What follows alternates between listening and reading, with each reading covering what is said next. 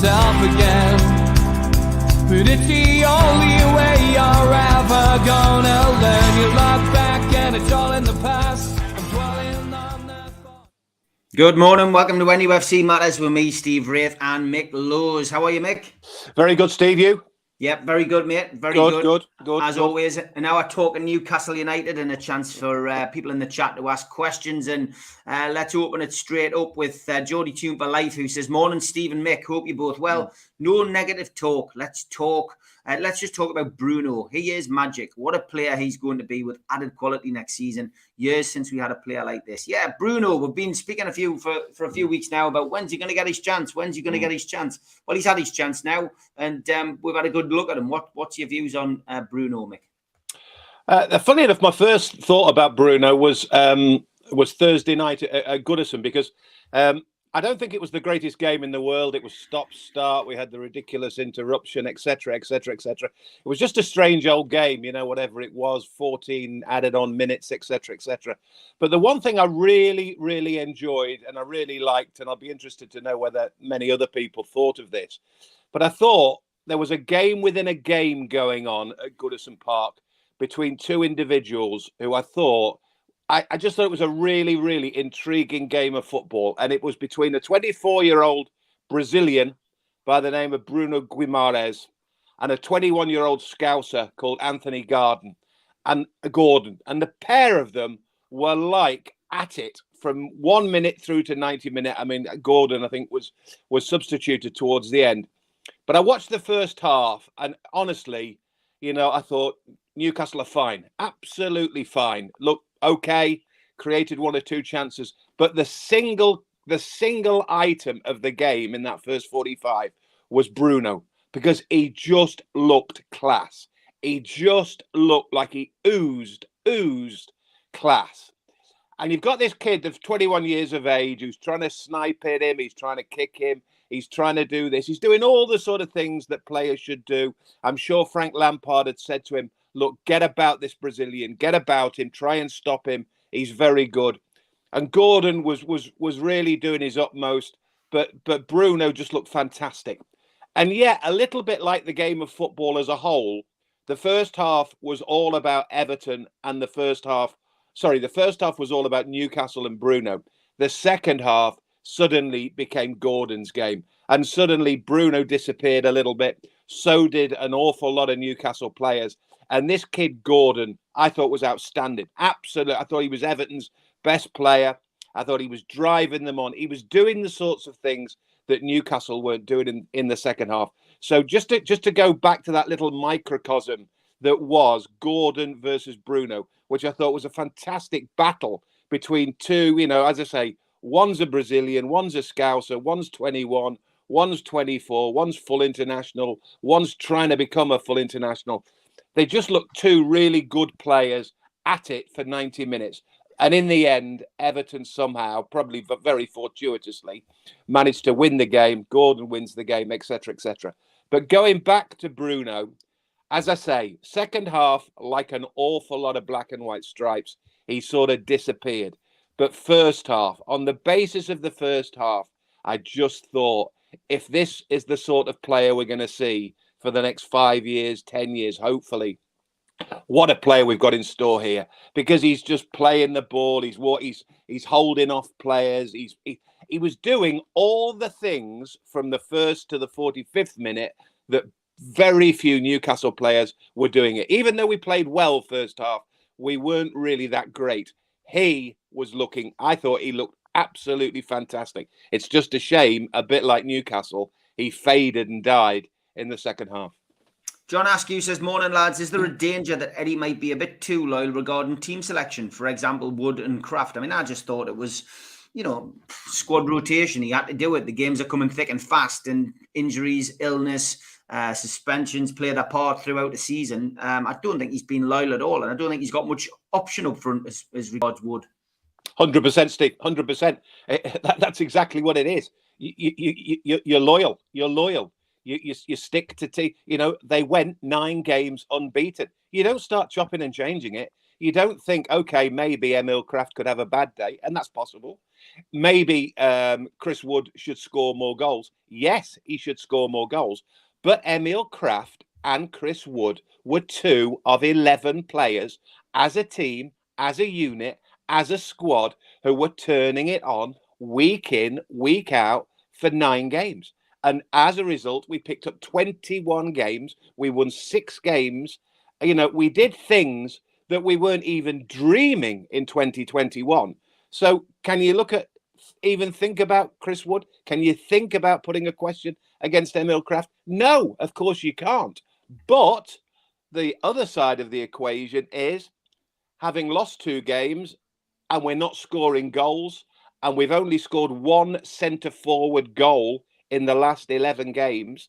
You know, Chris Wood's only goal so far of the 11 that Newcastle have scored. Now, if suddenly we score, fail to score and lose at Tottenham, then he might have to change it. But at this minute in time, no. And if he is loyal, that's exactly what's got him manager of the month, and that's what's got Newcastle in a position that they're in, looking as if they're gonna survive. And relegation and the worry of relegation has disappeared, and it's disappeared because whether people like it or not, and I was critical of Kraft, and I'm not the greatest fan in the world of Chris Wood, but Chris Wood and Emil Kraft are part of a team. They're part of a team that are working together, and as a result, because they're working together, they're winning games. So leave it as it is. It might well change. We don't know. We don't know what's around the corner in terms of results. You know, let's put it this way. On December the 27th or whatever it is, how many people, if you'd ask them, for the next 9 games, you'll go unbeaten, you'll pick up 21 points, you'll win 6, you'll draw 3. People would have had you locked up. They'd have had you locked up. As it stands, we're fine. Don't beat ourselves up about 2 defeats, 1 against Chelsea, 1 against Everton. Yes, they were frustrating. Yes, they weren't ideal. But don't beat yourselves up about it. The result, I mean, ironically, Everton winning against Newcastle and Leeds' remarkable win last night. Actually, what's that done is it's almost left that bottom 3 apart now. Yes, you've got Burnley with 2 games in hand, but the 3 of those all of a sudden look like they're in the wilderness. They really do look like they're in the wilderness. So even if there was any slight glimmer of chance, and you would never, and Eddie Howe would never say Newcastle were safe, even ironically, the win against Newcastle for Everton and Leeds yesterday has helped the situation in terms of those bottom 3 are very, very, very dangerous now. Yeah, Jersey Mag says, do you think a post or pre-season training camp in the Middle East is looking likely, given the team's tendency to head to that area for training camps? Yeah, I mean, we're majority owner is from Saudi. You would imagine there's going to be a lot more of this, Mick.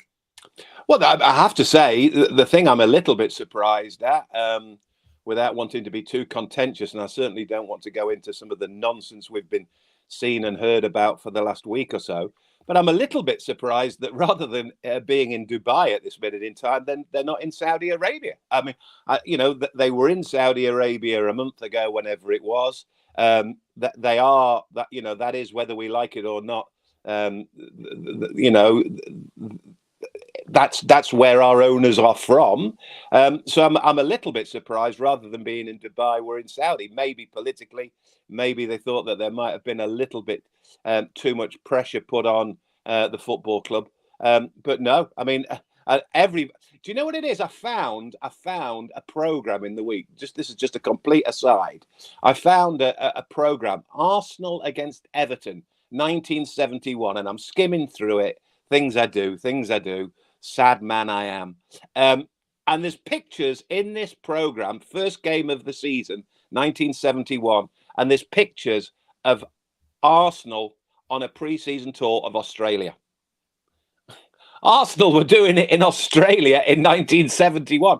51 years ago, teams were playing abroad. Squads were going abroad for a bit of warm weather, a little bit of this, a little bit of that. It's nothing new, and now it's an even smaller world. So yeah, play away, go wherever we need to go. As long as it doesn't disrupt, as long as it doesn't, affect motivation, etc. just carry on doing it. It doesn't make any difference.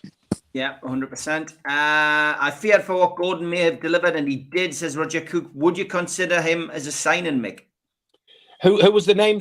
Gordon, Anthony Gordon from Everton. Well, honestly, I raved about him. I thought he was fantastic. But then again, I have to say, I was trying to think this morning. I couldn't think of the life of me. There was a blonde-haired midfield player at Everton about 2 years ago, and everybody was raving about him. And I thought, oh, he's going to be a player, and he's completely disappeared. Apologies, I can't remember that.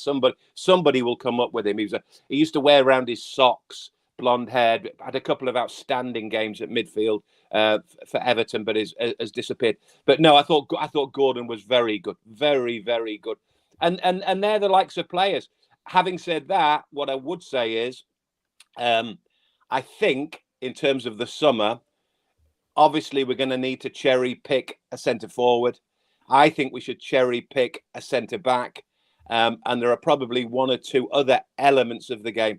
And if we're going to do that with a midfield player, I think again we look to cherry pick. I think we look to find, because of the finance and the money that we have at Newcastle, we're in a position where we can go out and play with proper money, and that's what the top teams do. Now, we're not a top team, but what we are able to do, because we've got that amount of wealth, is to go and try and persuade a top midfield player, in the way that we signed the biggest player in the world to sign Shearer. I'm not saying we should get the biggest in the world, but I think we should get top value in terms of a centre forward and maybe a centre midfield player.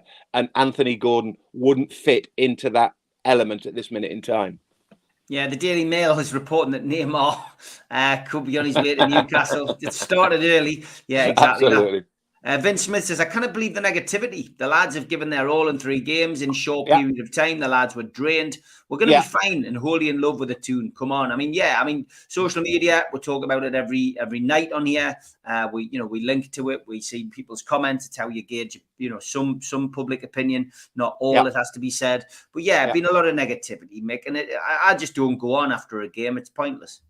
Well, I mean, you don't even have to think about it. You don't even have to worry too much about it or emphasize about this, that, and the other. All you need to do, because we all talk about it and everybody's obsessed with it these days, is stats. So in the same way that we were quite happy with life when we were unbeaten in 9, and we'd gone 9 games unbeaten for the first time in over 10 years, now, whether you just turn it round, you say it's 2 defeats in 11. Now, I'm sorry, but 2 defeats in 11 is pretty good. 2 defeats in 11. There's not many teams, and probably only the top 2 or 3 teams, 4 teams in that entire division, who would be happy with only 2 defeats in 11. So, and of those 2 defeats in 11, one was a very positive defeat against Chelsea. The second was a little bit worrying. The second was a little bit not I wouldn't say difficult, but certainly the second half was probably a bit of a realistic check, And I think Eddie Howe was right when he was asked about did he think that they'd played too many games and that they were physically worn. I don't think they were physically worn against Everton. I think they were mentally worn against Everton. I think they were just a little bit off it in terms of the way that, that they set about the game. Because there was one famous opportunity, and I'll talk about this, Steve. And I think Eddie Howe's probably talked about this, and I'm sure his staff have talked about this, and I'm sure the players are obvious enough to thought about this. Right, 3 games ago, whenever it was, I think you were there. Brentford, you were there at Brentford. Okay, 11 minutes after Brentford, what happened, Steve? A red card, okay? And ironically, it was a VAR red card as well. It was a red card that nobody really saw, but VAR saw it, picked it up, knocked out goes De Silva. Brentford are down to 10 men. Happy days, okay? Yeah. Newcastle, perfectly. I can remember the next podcast we did, and I talked about how well they worked it, They worked it left, they worked it right. because if you're down to 10 men as the side with 10 men, you ignore the flanks because you need to congest the game of football in the middle. So your midfield and your centre backs, everybody's trying to keep a hold of the ball because you're a man down. There's lots of space out wide. So as a result, at Brentford, we moved it left, we moved it right, we moved it here. We were fantastic. We whipped the ball in and Joe Linton gets the header. We go 1-0. We then go 2-0. We win the game. Happy days. We were proper. The way that they dealt with the red card, the way that Newcastle dealt with having an extra man was fantastic. What did we do on Thursday? With 20 odd minutes left, we get a red card. This was fortuitous. This was a VAR, which for me should never have been a VAR and probably shouldn't have been a red card. But either way, Newcastle, who were in the situation there where you just move it around, you pull it wide, you move it around, you create the option and you score the goal. We never did it. We were all over the place. We were running down blind alleys. We were running into cul-de-sacs. We looked like kids in the playground. We were running around. ASM was running around doing his headless chicken. You've got, Joe Linton was losing the ball. Joe Willett was losing the ball. Almiron was losing the ball. We weren't disciplined. We were disciplined at Brentford with 10 men. We weren't disciplined against Everton. And as a result, not only did we not win the game, we ended up losing the game.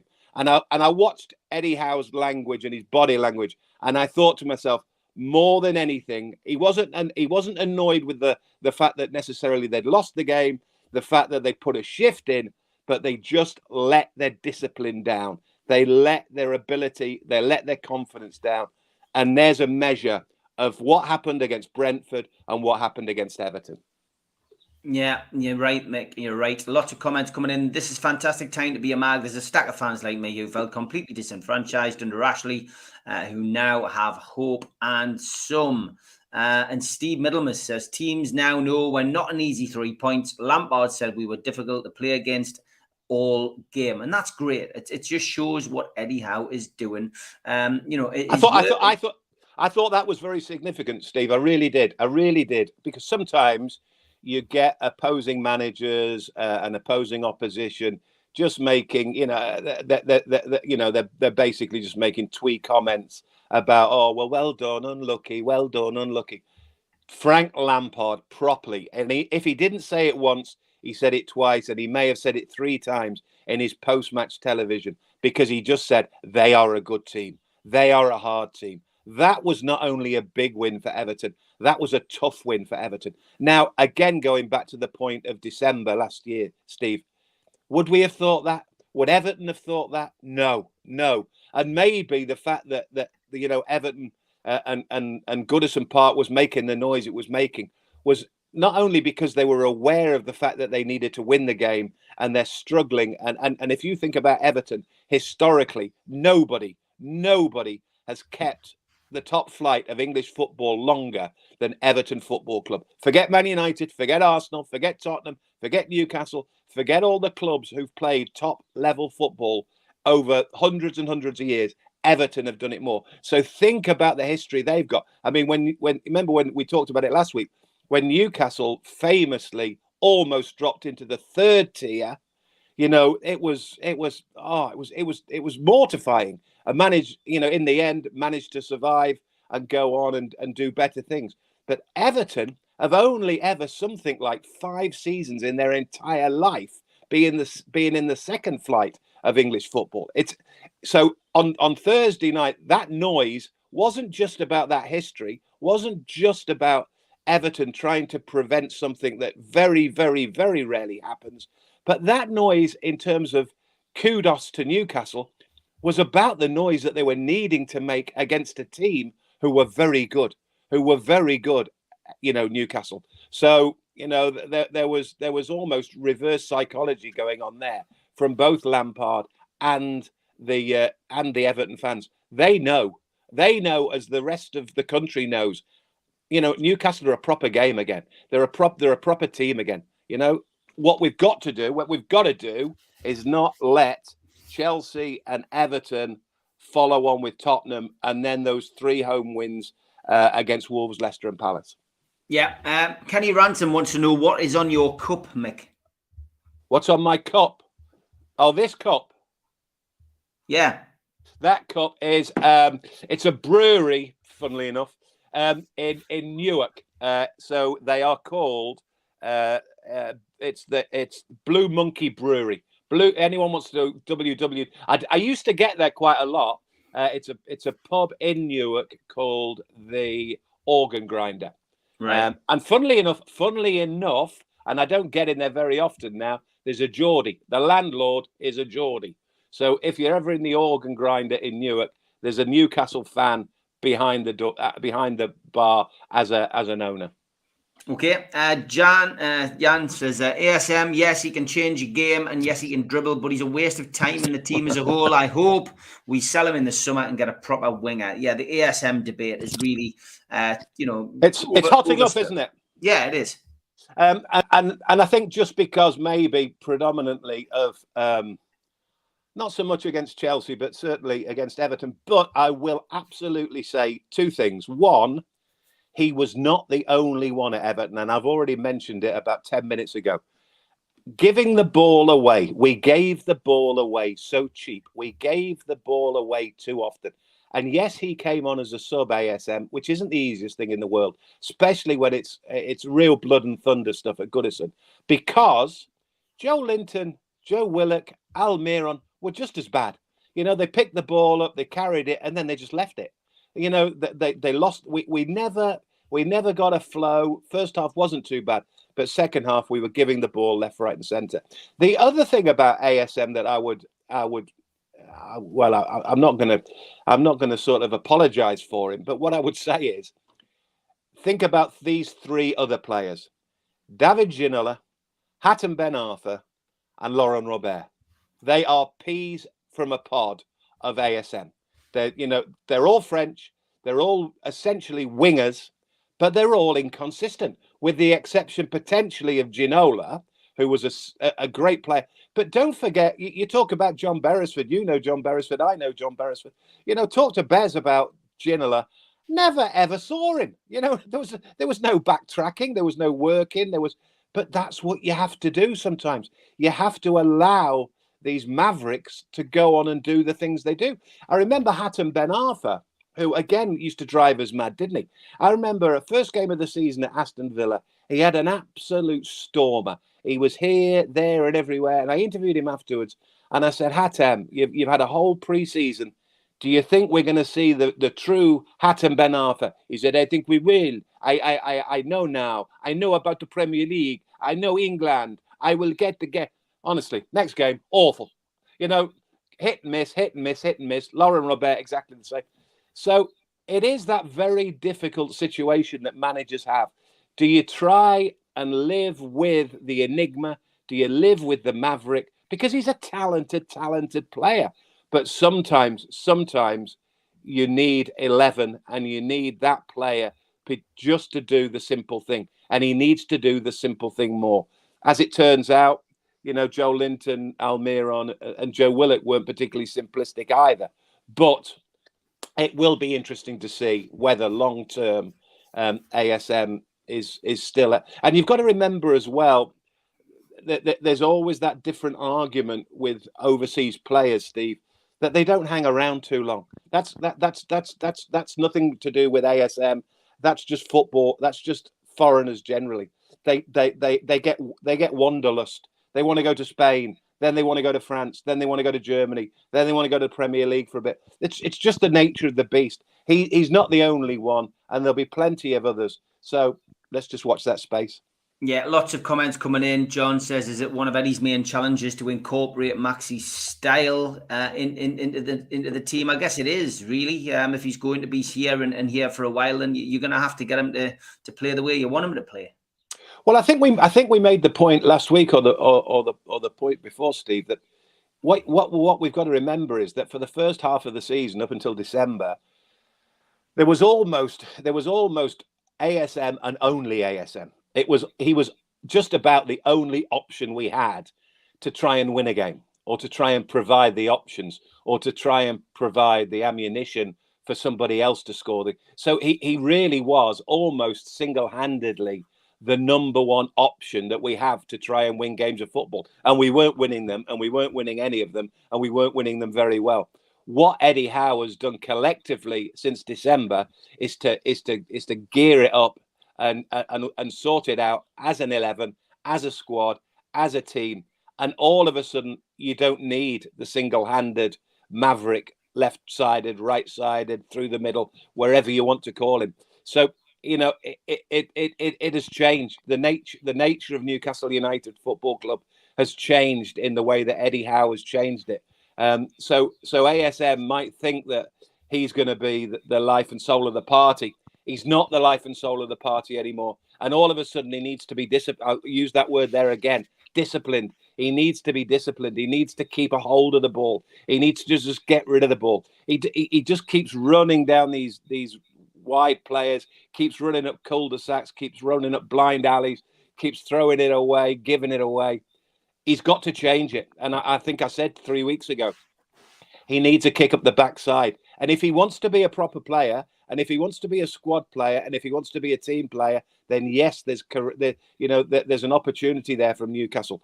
But I don't think, from what I've seen of Eddie Howe, I don't think Eddie Howe will be over impressed if every time ASM does something like that he'll just won't persevere with him. You know, all of a sudden somebody else will come in, because at least I can rely on that person. He might not be the greatest player in the world. He might not be as good a player as ASM, but he will do more for the other 10 than Alan Saint-Maximin will.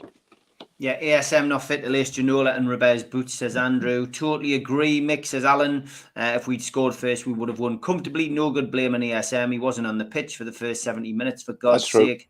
Tom says, watching last night's game, do you think Norwich, Watford and Burnley will go? It's so tight at the bottom of the table. You touched on it earlier. I mean, there's they're marooned at the bottom, but there is a couple of games in hand there for Burnley. Well, I mean, I suppose I think you've probably got to say that Burnley's 2 games in hand is the only salvation, I think, for that bottom 3.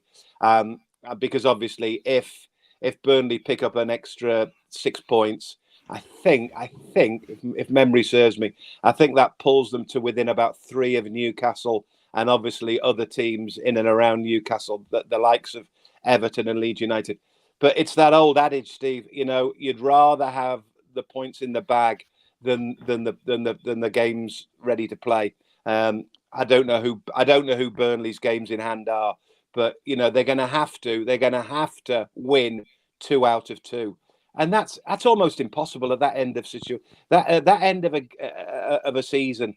If you're in that bottom 3, if you've only won 6 or 7 games all season, believe me, you're not going to start winning 2 out of 2. You're not going to start winning 4 out of 6 and survive. That's why Eddie Howe is manager of the month. That's why what Newcastle have done in terms of 9 games unbeaten, 21 points and 6 wins from 9 games is extraordinary by the standards of a team that is normally flailing at the bottom 3, 4, 5 of the Premier League. So it very rarely happens. It's happened for Newcastle, thank God it. But I can't see it happening to Burnley again either. Big shout out to our sponsors, Spider VPN, for all your internet security. They are the boys to trust. Just Google them. They come up at the top of the Google search list. Thanks also to skipsandbins.com, telephone 0800 25 45 25 3. Email inquiries at skipsandbins.com, website www.skipsandbins.com. Easy, contract free and pay-as-you-go waste collection. Thanks to L&G Family Funeral Directors, 0191 389 7245, and to Garden of Healing Dispensary, CBD, hemp and cannabinoid specialists, www.thegohd.com. Thanks to Arcot Interiors as well. They are based on Heaton Road for all your kitchen necessities. Google Arcot Interiors. They come up at the top of the Google search list. And thanks also to qtechshop.co.uk, the makers of pool tables and snooker tables in Wales and Newcastle, and the guys who run our website, NUFCmatters.com. Thanks also to Cleekai. Meet the new game over screen, dropping to a Clee Run device near you, available on Apple Store, Google Play, and cleerun.game. Check out jabsignature.co.uk, and thanks to Media Arts for all the video work that they do. Subscribe to the channel by hitting the Newcastle Legends logo in the bottom right-hand corner. Hit the thumb up to like the video. Click share to share to your social media, and drop into the comments box to speak to like-minded Newcastle fans. We are also available as a podcast on iTunes, Spotify, and the rest. Usually goes up 24 hours after the show finishes. And if you subscribe to the channel, you'll now get an NUFC Matters car sticker. Simply subscribe and email nufcmatters.com and you can claim your free car sticker today. We also support the food bank on here, nufcfansfoodbank.co.uk. Make a virtual donation via the matchday bucket at any time throughout the year. And join the raffle as well. Tickets for Alan Shearer's 260 dinner are close to selling out, but we did put a table aside for NUFC Matters viewers. So the third raffle began last night. Win 2 tickets for the dinner. And the raffle, it's a £5 a ticket and 99 tickets. So 99 to 1 chance of winning. Go to nufcmatters.com to enter today, and it will be drawn on Friday's Three Amigos show. And if you want to buy tickets for the event, just go to 260dinner.co.uk. And don't forget as well, the Food Bank t-shirt is on my Twitter at Steve Wraith. Joe Linton has agreed to sign the t-shirt. Get your bid underneath the post on my Twitter account at Steve Wraith to enter, and that again will be drawn on Friday's show. Paul Oxley says, Mick, do you think we will get rid of Chris Wood in the summer if we bring a top draw striker in? Just before I do that, can I just mention on the subject of all your shows there? Yeah. Can I say well done to our very good friend and very, very fine NUFC supporter, Jake Burns. Stiff little fingers were at the City Hall last night. I missed him, and I'm absolutely devastated. I missed him and couldn't see him at Rock City in Nottingham on Monday. But they were on at the City Hall last night, SLF, and apparently they were absolutely barnstorming. So for Jake and the guys, fantastic at the City Hall. I bet he absolutely loved it. 2 years of COVID, back at live venue, back in his beloved Newcastle, in front of his beloved St James's Park, not a million miles away. They've still got a few dates to go. I'm trying to pick a gig with them at Thorsby Park in August, but they are doing more still, Stiff Little Fingers. But he is one proper black and white, and they are a proper band, Stiff Little Fingers. So well done to the boys last night, and I hope he's got a thick head this morning. And I'm sure a good few old punks such as myself are absolutely got thick heads as well this morning. Going back to Chris Wood, difficult. Sorry, Chris, Steve. As much as anything, because I think whether we like it or not, he has only scored 4 of 31 games this season. He hadn't scored 6 before Burnley. He's only got 1 in 10 here. But what he's been doing is he's been contributing without a shadow of a doubt. He's put a shift in. He's held the ball up. He's done this. He's done that. He's done the other. But at the end of the day, Steve, he's expected to be a centre forward. He's expected to be a goal scorer. And as I've said, in the 11 goals that we've scored in that unbeaten run, we've only scored 1 centre forward goal. Trippier's chipped in, ASM's chipped in, Bruno's chipped in with a goal, Joel Linton's chipped in with a goal. The centre forward has only got the 1. Now, I know that Eddie Howe is a big fan of his, but while you're winning, there's not a problem. While you're unbeaten, there's not a problem. It masks the fact that the £25 million centre forward that you bought isn't scoring goals. But they're doing fine. They're doing fine. 6 wins, 3 draws, no defeat in the last 9. Suddenly they lose at Chelsea. Now it wasn't any way whatsoever anything to do with Chris Wood. Everton, I didn't think he was great. There were 1 or 2 occasions, couple of headers, couple of chances against Everton that I would have thought, and I remember listening to Alan Shearer doing the commentary, said he maybe and could have done a little bit better. I think it's getting to Chris Wood a little bit. But at the end of the day, going back to the point about the summer, I don't think anybody, Steve, genuinely believed We were buying Chris Wood for 3 years, 4 years, 5 years. We were building Chris Wood to not only survive in the Premier League and then finish top 6 and then try and do the sorts of things that we're trying to do. So actually, the priority once upon a time in January was getting a centre forward that we didn't have, finding a body in there, finding somebody who knows the Premier League, knows what's to do, works hard, etc., etc. And he's ticked all of those boxes. But we never put him in there to be the next Shearer. We never put him in there to be the next McDonald. We never put him in there to be the next Mo Salah. We just put him in there to be a body, to work hard. And he has been a massive contributor to a run that is essentially, Steve, even now, has kept us in the Premier League. Now, what happens long term remains to be seen. My opinion is, and I think probably most opinions thing is, that if we want to go to the next level, it doesn't take a genius to work out that Chris Wood will not be the standoff centre forward that we have. He may well be a squad player. He may well be on the bench next season. But at this minute in time, I am certainly not going to knock him, because he has played a big part, if nothing else, in the last 11 games, including the 2 that we've lost. Yeah, I would agree with that, Mick. Spine of the team in the summer is where we need to strengthen. Who are we going to get? We've been waiting years for this, says Steve. Jersey Mag says, how many players do you think we'll let go? Alternately, bring in as replacements for next season, with Premier League football looking realistic. And Mick and Steve, how many players do you see leaving in the summer? Lots of people starting to look ahead to the summer, Mick. It's a bit premature, I have to say. As much as I would love to say, yes, we're going to do this, yes, we're going to do that, then all of a sudden, Leeds United won 3-2 at Wolves. Then, Everton beat us at Goodison Park. So let's just wait. Let's just wait until probably, what would it be, another 3 or 4 games time. We'll maybe 2 wins, whatever we need from the next 5 or 6. Then we can physically and mathematically say, yes, we're in the Premier League. Then think about it. But then, even then, we don't really know. We don't really know, because it's a getting to know you process. We've had an owner for 14 years. Prior to that, we had Sir John and Freddie, who we pretty well knew. That they were local lads.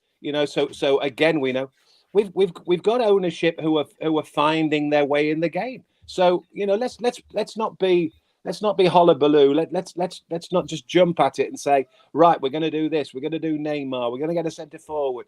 Let's just bide it by. We're still waiting on a director of football, which is a big one, because he will be an integral part of signings. We need a chief executive. Again, that will be an integral part of signings.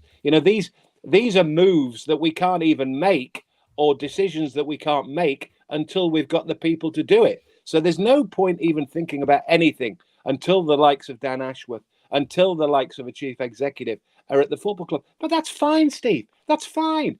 Let's just be happy that we are where we are. Because honestly, 6 weeks ago or 2 months ago, or whatever it was in December, we were in peril. Suddenly, Eddie Howe has turned it around. We've got manager of the month. We've done very well at Chelsea. We were poor second half against Everton. But if that is if that's the worst thing that has happened for Newcastle United since December the 27th, I'll take it all day, every day. I really would. Yeah, me too. We need a big clear out in the summer, says Tom. We play Arsenal, Man City, Liverpool, Burnley last 4 games, says Alan, of the season. I'm expecting 10 points. That's how far we've come. I don't think we'll put our expectations of hit the roof. Yeah, I mean, it's about keeping your feet on the ground, Mick, isn't it, really? And like you say, let's give it a couple of games. Let's get 2 more wins, and then we can start looking towards that. I was thinking about it yesterday. In football, Steve, in teams. So if you're playing for the school under 8s, or if you're playing for the I don't know, if you're playing for the Sunday morning team, if you're playing for Saturday afternoon, if you're playing for the boys club, whoever you're playing for, if you've got an 11-man team, if you've got a squad, if you've got a manager, the first thing you want to do is get it working hard. You get it working hard. You get it to try and make life difficult for the opposition. We weren't doing that. We weren't doing that until December. We weren't doing that until October. You know, Eddie Howe has turned that round. First and foremost, what he did was he got them fit enough. He got them hard working enough. He got them concerted enough. He got them to give an opposition a game of football. The second thing you want then is not to lose a game and possibly, if you can, win a game. Suddenly, since December, we've got hard working. We've got as if we're putting a shift in. And all of a sudden, as a result, we stopped losing games. And then we started winning games. So we got 9 games where we won 6 and we drew 3. Fine.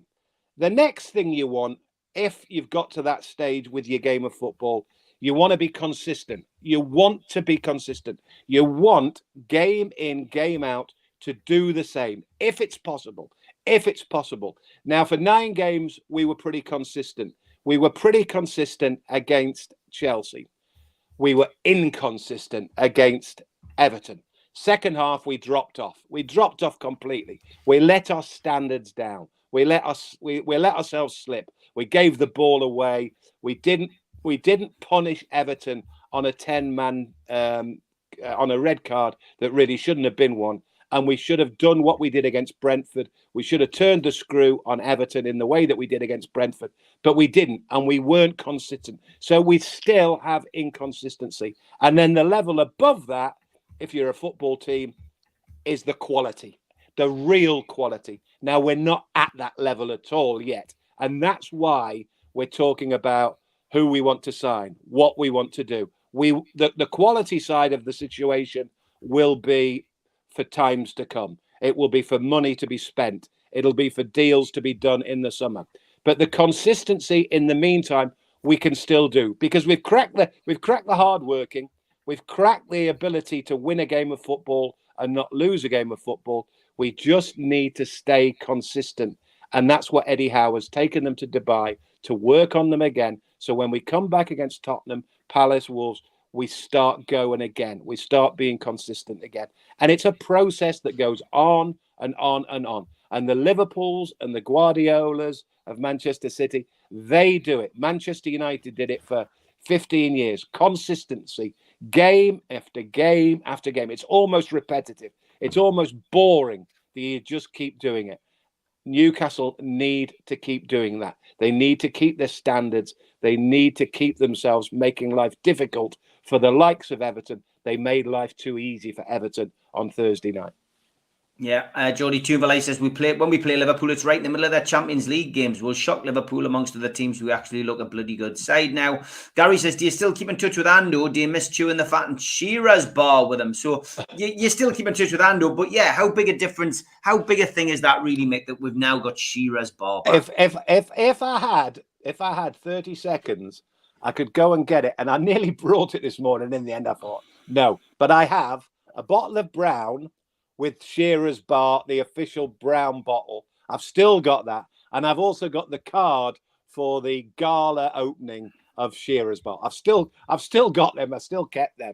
Ando, I spoke to him yesterday. Spoke to him about Cheltenham, speak to him all the time. He's fine. He's good. And like all of us, he's just enjoying the fact that because the 25 years we did together, well, almost the whole of the 25 years I did, he was almost there all the way through. When it's good, it's great. It's like you and Holly and the lads going to the game. It's like me going to the game. It was like me being a commentator. You enjoy it. You like it. There's nothing better than watching your team or just doing a commentary. Even if it wasn't me, I remember one year they sent me to live a team in a radio station in Liverpool, sent me to Valencia to do Valencia Liverpool. And I just loved it because it's a proper game of football. And I didn't have to think too much. But when you enjoy it, it just makes it a different world, doesn't it? It makes the place a happy place. And that's what Ando's like at the minute. That's what Matthew Raisbeck will be like as a commentator. That's what I was like as a commentator. There's nothing worse than sitting there with a microphone for 90 minutes thinking, Oh my God. Here we go again. This is wrong. That's wrong. We're losing again. This is, the ownership started it off. Now Eddie Howe has started it along. And hopefully, come the summer, come some point next season, we might just be in a situation where we are genuinely getting somewhere around top 7, top 8, top 9, maybe, and then let's just follow it on. Our players are not used to playing 3 games a week, but this could change in a year or two. We need quality and depth, but it takes time to build that squad. Yes, Geordie Toomper, you're on fire this morning, 100%. I agree with that. And yeah, good to see as well. Newcastle are going to get a game in under the belt, Mick. It's important, isn't it? Team bonding's important. Obviously, Chris Wood's going to get the opportunity to go on this trip because he was playing international football, of course, the last time they flew out to Saudi. But yeah, getting a game under your belt, after you've done all of the training, the working on set pieces and stuff, putting it into practice is very important, and that's good. That's good news. Well, I mean, it was without a shadow of a doubt a major factor. Yes, we did this. Yes, we did that. Yes, Eddie Howe tactically has done 1 or 2 little tweaks. Yes, they've worked hard. Yes, their fitness looks better. But that little trip to Saudi Arabia in order just to have some bonding session, it was a very, very, very important point. A lot of people might think it's a jolly up. People might think that he's overstating it. But honestly, if you think about it, like you and I, like anybody, if you work with somebody, how well do you really know them? And we're talking about people who work. We're talking about doctors. We're talking about nurses. We're talking about the bin man. We're talking about the guy who works in the shop. You might spend 8 hours a day with somebody, but how do you really know them? Now, footballers, they only know each other 3 hours a day. They don't know each other properly. So it's an important thing to take them away and make them sit down and talk to people. I used to say this all the time. Sit down and talk to him. And especially in football, where you're talking about a Brazilian, talking to an Argentinian, talking to a Spaniard, talking to a Frenchman, talking to a kid from Newcastle, talking to a kid from London. Talk to them. Talk to them about their family. Talk to them about their feelings. Talk to them about their life and their life expectancy. Because they're different people. They're different. Footballers, they spent an awful lot of their time just doing one thing, and that's kicking a ball of leather around the training room for 3 hours. Talk to them. And Eddie Howe's big to that. And if you look at it, you look at the way that they came back, I bet 100% there are 4 or 5 players in that squad who Eddie Howe and his squad will turn around and say, he's a completely different human being now because he talks to people. He listens to people. He's found a mate here. He's found a mate there. They've discovered that they both speak Spanish. They've discovered that they both like jigsaws. They're both, they found it that they both do FIFA. You might find all sorts of strange things, but honestly, it's important. It's important. So do it in Dubai, do it in Saudi Arabia, do it in America, do it in Australia. Ando, going back to Ando, I mean, they used to run up and down run up and down the dunes at Whitley Bay. I mean, that wasn't quite as much fun, but just do it. Do it. Get to know each other. Josh, morning. He says, now Bruno's played a couple of games. Who do you think are the 3 best in midfield at Newcastle? It's a big question, that, because Joe Linton has turned things around. Willock's in there. Bruno, I mean, I'm glad I don't have to pick the team, Mick. Well, I'll tell you why it's a very interesting question, because I can't remember which game it was. It was the first game. Was it pre-Chelsea, where Shelvey and Bruno played together? And what he did was he pushed on Bruno and left Shelvey as the holding player. And then very quickly, after about 20 minutes, realised he'd got it wrong and admitted to it and had to change it, and basically pushed Bruno in and almost went to a 6 across the middle. And as a result, I just thought at the time, he's going to have a little bit of a problem here, Eddie Howe, because you can sense that Shelvey and Bruno are very similar in the way that they play. You know, because we don't know an awful lot about Bruno. I've been told by a lot of Brazilian experts that he's a fabulous player. He's got a good attitude. He works hard, but he probably doesn't score an awful lot of goals. Isn't one of those who's going to burst forward. Isn't going to run in the way that maybe Willock or maybe the likes of Joel Linton on occasion will carry the ball. He tends to want to play the ball. He was doing that against Everton. He was brilliant in that first half against Everton. He was just spreading it. It was left and right. Gordon was bouncing off him, but he was just holding the ball up. Now, Shelvey is that same player. And I think as much as there's an argument that would say to me, you would leave out a Willock or a Joe Linton ahead of a Shelvey and a Bruno, you've then got to argue that they are different types of players. And you can't have midfield players, especially if you're playing a three, who are doing the same job. That's ridiculous. It's ridiculous having two holding, especially in a game where you need more options going forward. So I think in order to read the question and to try and read what Eddie Howe might think about it, I think it will be horses for courses. I think that's what it will be. It'll be horses for courses. There will be games, I think, where Shelvey will have to be left out. Bruno will stay. I think there'll be other times when maybe Shelvey and Bruno will play together and a Joe Linton or a Willock at this minute in time will be left out. It's going to have to be worked one way or another, one game or the next. You can't do it anymore. Once upon a time, Steve, you know as well as I do, when we were kids, the same 11 went picked every week. Every week. He played one, he played two, the other left back played three, the midfield players played a 4 and a 10, the centre halves played the 5 and the 6, the wide players played the 11 and the 7, etc., etc. Doesn't happen anymore. Yeah, it doesn't. Geordie Tune for Life says he's lightening the mood in the chat. He says, brown sauce and a bacon sarnie, Mick? Or red? Or one of them, yeah. just the beer for Mick, I'm afraid. No sandwiches. No. Eating's I will have brown sauce, yeah. I would. Brown sauce. There you go. Yeah. Don't play Miggy and Willock, says Jopadini. Yeah, I mean, Almiron's been back in and doing his usual, running around and putting lots of effort in. But you know, there's no end product, Mick, is there with Almiron? Sadly, Steve, I said it last week, and I've said it before, and I've said it many times. And I like him. I like the lad. There's an awful lot to like about him, especially his attitude. But I'm gonna say it again. He's not good enough.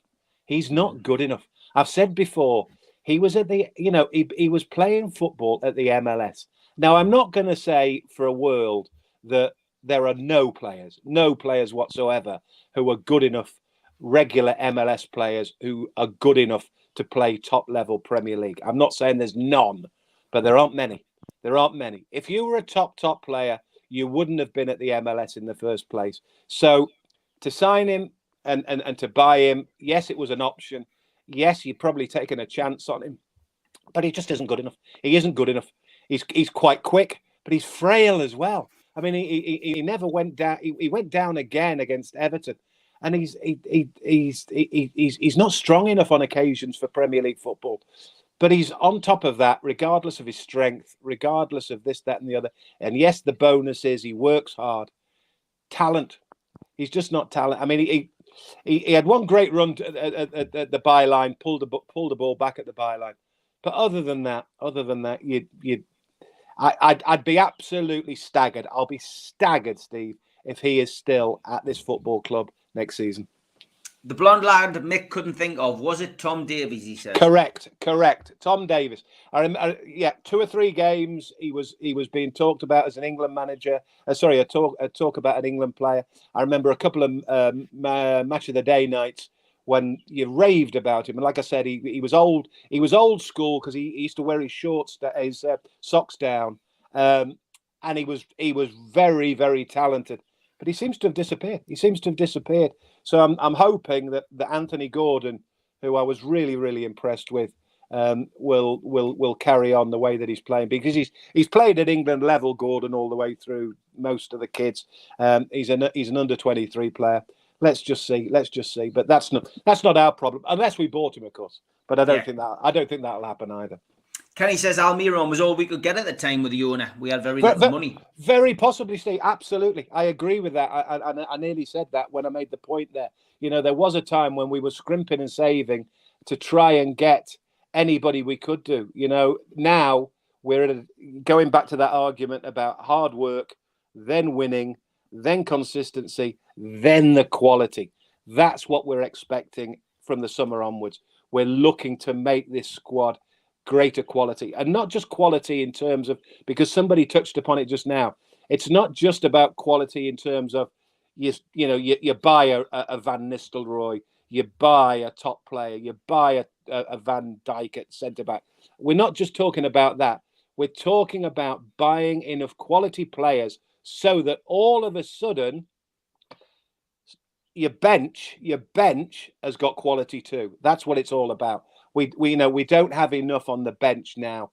Let's hope that not only do we get a 25-man squad of star-studded, but we certainly get a 25-man squad that has enough in terms of an 11 and then another 7 at least who give us the option, like at Everton, when for the first time in a little while, we were flogging a dead horse. Last 20 minutes, we were doing nothing. If he'd had the option, and the only option he had was ASM, who has that inconsistency. Yes, he might have plucked one out of the top corner, and we might have been saying about something completely different. But more often than not, he will be inconsistent. But if we had 3 or 4 other possibles on the bench once upon a time, then Eddie Howe could have said, right, we'll stick him in. We'll give Joe Willock a breather and put him in. We'll give Chris Wood a breather and put him in. I mean, we don't even have an option of a centre forward. No. So again, going back to the Chris Wood argument, yes, he's not been the greatest, but the poor lad is literally the only option we have as a centre forward. And it's not just about getting a goal or 2 goals or 3 goals. It's about working hard. It's about holding the ball up. It's about making life difficult for centre backs of the opposition that allows a bit of space for your midfield players to come on and create opportunities, or for Joel Linton to get the header against Brentford, those sorts of things. That's what Chris Wood was doing. In an ideal world, I agree. You probably long-term, he has no long-term future for me. But at this minute in time, don't knock him. Don't knock him. He has been an integral part of a run of games that have almost kept us in the Premier League. Yeah, Roger Cook says, yes, Mick, and not 2 keepers on the bench, which of course we had for a while, before that. So absolutely. Yeah, great points. As always, everybody in the chat, thanks for taking part. We'll finish off lots of conversations. Geordie Tune for Life, what have you done? Vince Smith says, red sauce for me. Alan says, it's got to be both. Red and brown sauce. What, on a burger or never. Derek says ketchup on a burger, but brown on sausage or bacon. Here's one for you. Brown sauce on bacon, ketchup on fish fingers, man. Fish finger sandwiches with ketchup. There you go. Great show, Stephen Mick, off to cut the grass. Good luck, Rachel. Great show, everyone. Thanks, John. Thanks for everything you do, mate, with qtechshop.co.uk. Mick, it's a Premiership free weekend. FA Cup, of course, this weekend. I'll see you in a month. Yes, exactly. Hey, I'll tell you what it is. It's my birthday, the Spurs game. So I've not been to the new stadium yet. So I'm in the process of planning to get to, because I was at college at White Hart Lane at Tottenham, in Tottenham as well. So I wouldn't mind seeing a few old haunts, but also I've not seen that stadium. But also it's my birthday as well. So what was April the 2nd, it's now been moved to April the 3rd. But any old excuse to get down there and have a few beers and watch the match. Jopadini's having fish fingers for his dinner. He says he says it's a bit odd that fish fingers sandwiches are the bomb, says John Justice Allen. There you go. Lots of support for them. Have a great day, Mick. Have a good weekend. And you, pal. Take it easy. Take care. Bye-bye. See ya.